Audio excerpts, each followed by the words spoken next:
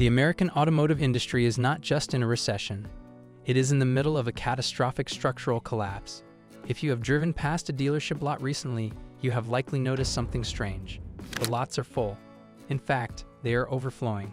We are seeing rows of brand new vehicles parking on grass, spilling into side streets, and sitting stagnant for months on end. But what you are seeing is just the tip of the iceberg. Behind closed doors, 10 major automotive manufacturers are currently hemorrhaging cash at a rate we haven't seen since the 2008 financial crisis. The era of market adjustments and paying over sticker price is dead. We have now entered the era of desperation. Desperate CEOs are panic selling inventory just to keep the lights on and service their massive corporate debts. We're talking about luxury SUVs that commanded waitlists 2 years ago, now sitting with 5-figure discounts on the hood. We are seeing electric vehicles being leased for less than the cost of a monthly grocery bill.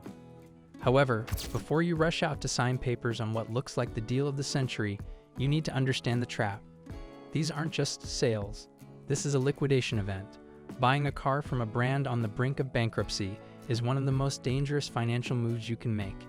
If the manufacturer goes under, or if the brand is shuttered by its parent company, your warranty could become worthless, your access to spare parts could vanish, and your resale value? It will drop to zero overnight. In this video, I am going to expose the 10 car brands that are financially insolvent, drowning in unsold inventory, and effectively on life support as we head deeper into 2026. Some of these names are legendary icons that have been around for a century, and others are hyped-up startups that are burning billions. Stick around for the number 1 spot, because that company is currently losing over $300,000 on every single vehicle they sell, and their inevitable collapse is going to be the biggest financial disaster in automotive history. Let's start the countdown with number 10. Number 10, Lincoln. We are kicking off this list with a brand that was supposed to be the crown jewel of American luxury, but has instead become the forgotten child of the Ford Motor Company, Lincoln. If you look at the raw data, Lincoln is currently facing an inventory nightmare that is almost hard to believe. In the automotive world, a healthy inventory level is about a 60-day supply. That means it should take 60 days to sell all the cars currently on the lot. Right now, Lincoln dealers are sitting on massive gluts of inventory, with some models exceeding a 140-day supply. That is more than double the industry average. But here is the trap for you as a buyer. Lincoln has some of the worst depreciation curves in the luxury segment. Because they are heavily discounting them new, the used market is crashing. If you pay anywhere near MSRP for a Lincoln Aviator today, you are instantly underwater the moment you drive off the lot. You are buying a vehicle that the market has already rejected, and you are paying a premium for a badge that has lost its prestige. Ford has already killed off its sit-in lineup to focus on SUVs, and with Lincoln struggling to justify its existence against a surging Cadillac brand, the future of Lincoln is murky. They aren't going bankrupt tomorrow, but they are bleeding money for Ford, and in this ruthless market, that puts a target on their back. Number 9, Infiniti. Number 9 is a brand that I honestly forget exists sometimes, and I cover the car industry for a living. That brand is Infiniti. To understand how dire the situation is, you just have to look at their showroom. The new vehicles they are selling you are essentially ancient artifacts. The Q50 sedan, which is supposed to be their fighter against the BMW 3 Series, is riding on a platform that dates back to 2014. Think about that. In the world of technology and luxury, 2014 was a lifetime ago. While competitors like Genesis, Lexus, and Mercedes are rolling out massive hyperscreens, augmented reality windshields, and advanced self-driving tech, Infiniti is trying to sell you a car that feels like it belongs in a museum. Right now, Infiniti is essentially the budget luxury option. You will see lease deals for the QX50 or QX60 that seem too good to be true. We are talking about luxury crossovers leasing for the same price as a Honda Civic, Toyota RAV4. It is a tempting proposition. You get a leather interior, a premium badge, and a comfortable ride for a bargain basement monthly payment. But do not let the low payment fool you. This is a brand on death row. Nissan is in serious financial trouble, which we will discuss later, and they are looking to cut costs everywhere. If you lease one for cheap, sure, maybe it makes sense, but buying one? That is financial suicide. You are buying into a dying ecosystem with outdated tech and zero future. Number 8, Polestar. At number 8, we have a relatively new player that was supposed to be the Tesla killer, but is quickly becoming a casualty of the EV bubble bursting. That brand is Polestar. Polestar started as a spin-off from Volvo, designed to be the cool, electric, performance-focused cousin, and for a minute, it looked like it might work. The Polestar 2 was a decent car, but then the market reality hit. The situation got so bad that their parent company Volvo essentially washed their hands of them. Volvo announced they were ceasing funding for Polestar and handing the burden over to their parent company, Geely, in China. When the company that birthed you decides you are too expensive to keep around, that is a massive red flag. Polestar is burning cash at an alarming rate, and they don't have the volume to become profitable anytime soon. Buying a Polestar right now is a gamble that the company will survive its teenage years, and looking at their balance sheet, that is a bet I wouldn't take with my own money. Number 7, Mini. Number 7 brings us to a brand that is suffering from a severe identity crisis, Mini. When they were launched in the early 2000s under BMW ownership, they were the coolest small car in the world. They were premium, fun, and efficient. But fast forward to 2026, and Mini has completely lost its way.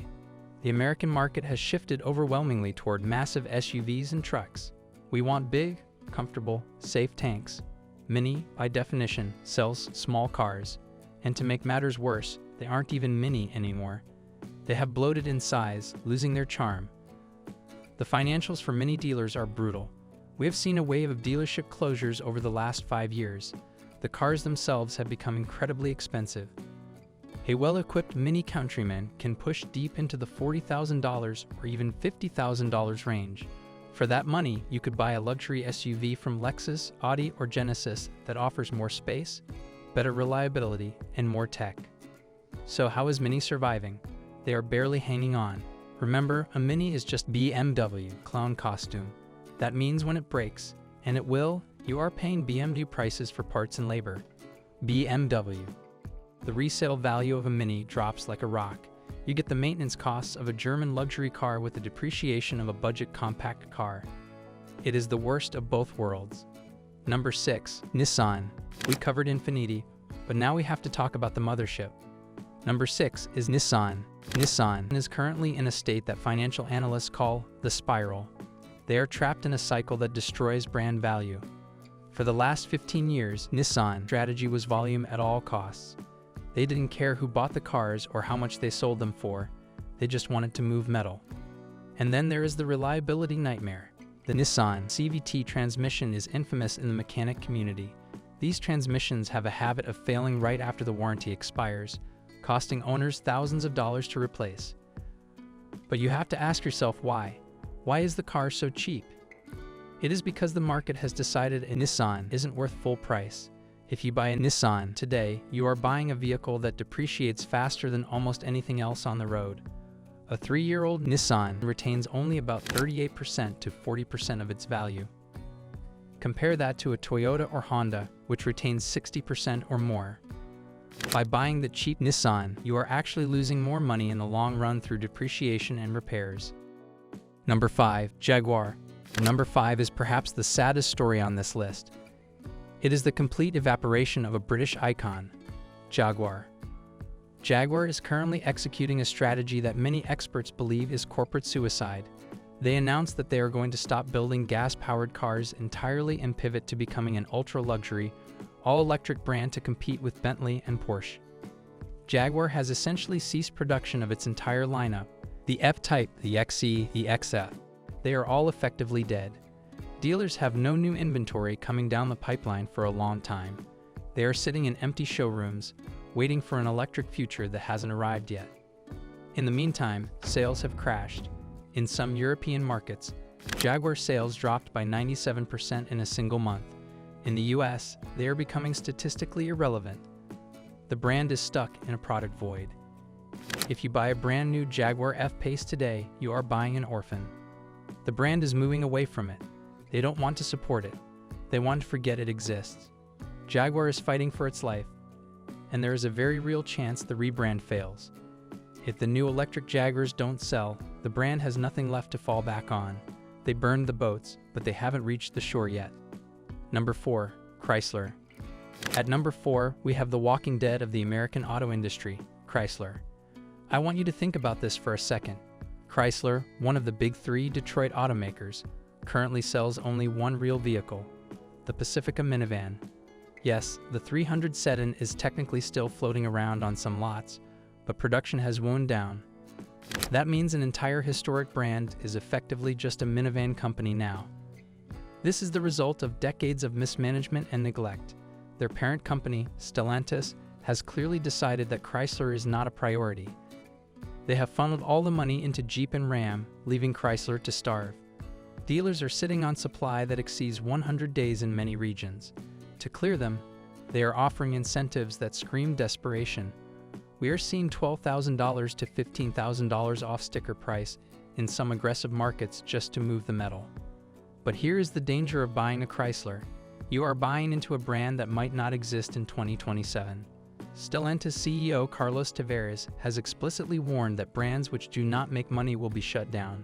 So buying a new Chrysler right now is a terrible financial decision. Number 3. Maserati. Number 3 is a brand that represents the absolute worst of the false rich lifestyle, Maserati. Maserati is in a death spiral. This is another brand owned by Stellantis, and just like Chrysler, they are on the CEO's hit list. He recently stated in an interview that Maserati is bleeding money, and if they don't make money, we will shut them down. That is a direct threat from the boss. The problem with Maserati is that they destroyed their own prestige. They try to go mass market with the Ghibli, using cheap parts from the Chrysler parts bin. You could sit in an $80,000 Maserati and see the same window switches and infotainment buttons as a $20,000 Dodge Dart. Now dealers are stuck with cars that nobody wants. The depreciation on these cars is legendary. It is widely considered the fastest depreciating car brand in the world. You can buy a Maserati Ghibli that cost $85,000 new for under $30,000 just 3 years later. So, why are they giving them away? Because the holding cost for dealers is astronomical. A dealer cannot afford to have a $100,000 asset sitting on the lot for 300 days.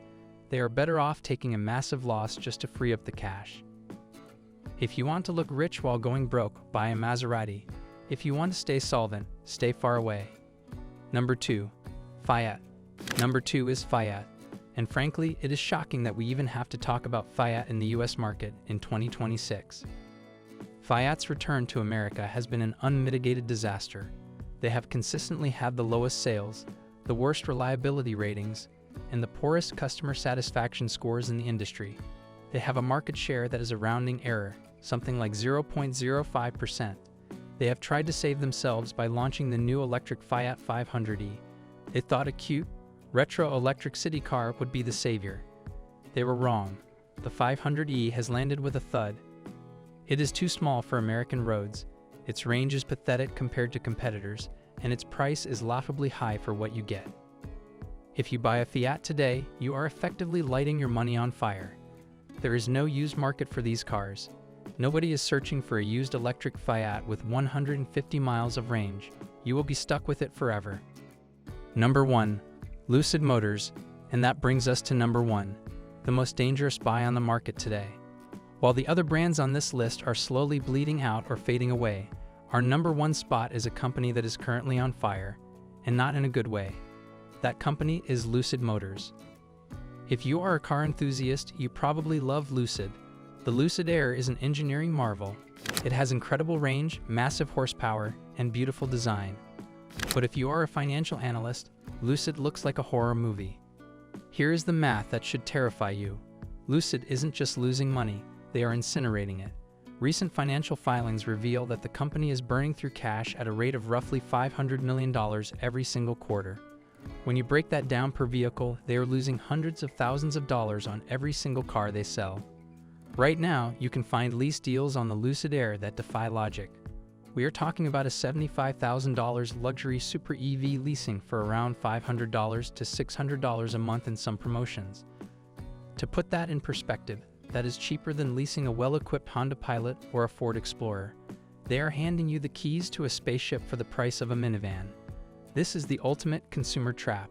If you lease one, do it. It is the bargain of a lifetime. You get to drive a supercar for pennies, and in 3 years, you hand the keys back and walk away. It's the manufacturer's problem, not yours. But if you buy one, you're taking a massive gamble.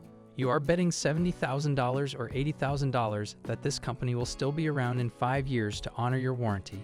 You are betting that there will still be service centers to fix the complex software and proprietary hardware. If Lucid goes bankrupt, which is a very real possibility, you will be left with a $70,000 paperweight that no mechanic can fix. The software updates will stop, the parts will disappear, and the value of your car will go to zero. The automotive market is in a ruthless correction phase. The brands we talked about today, Lincoln, Infiniti, Polestar, Mini, Nissan, Jaguar, Chrysler, Maserati, Fiat, and Lucid, are all signaling deep distress. The deals they are offering are tempting. Who doesn't want 50% off or 0% interest? But remember the old saying, if it seems too good to be true, it probably is.